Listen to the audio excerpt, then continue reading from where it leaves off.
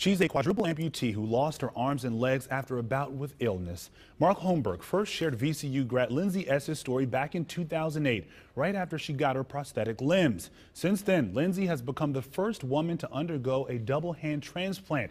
New at 11, Mark Holmberg has an update on EssDBKDBE's progress and found out what she's most thankful for this holiday weekend. They have two heads, I like to say. What does that mean? I can kind of, not sense the donor, but I have a great sense of appreciation. Imagine being without hands and forearms for 4 years, and then watching your new hands working, not knowing where they'd been before, what they had touched and felt and done. All Lindsay knows about her donor is she was 5'7" and weighed 135 pounds. And that the young woman was just a tad bit hairier. The donor had this hair, which I didn't have before. This is a jarring subject for Lindsay, a 29-year-old woman who has been completely open about the turn her life took 5 years ago, when she suffered a major sepsis infection following intestinal surgery because of her Crohn's disease. Total organ failure, 3 times dying. The raging infection required doctors to amputate her arms below the elbows and her legs below the knees. That's fine. This adventurous, extremely fit VCU fashion graduate grabbed what was left of her life with all of her heart. A year and 2 months ago, she got the call that a donor had been found that would give her hands and forearms again. 14 surgeons and 12 hours.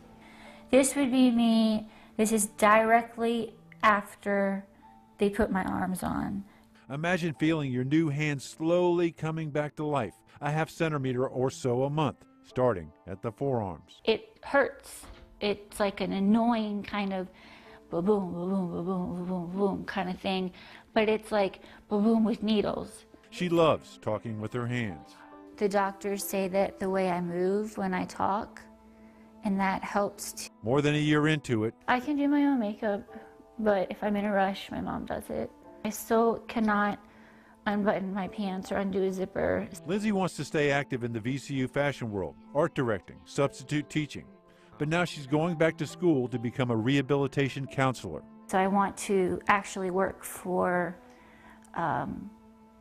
the government, for the troops coming back. 2 more years and her hands should be almost as functional as her old ones.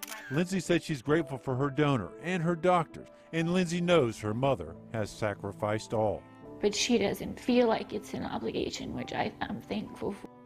She's also very grateful for the hundreds of people who have followed her struggle, encouraged her, prayed for her, loved her.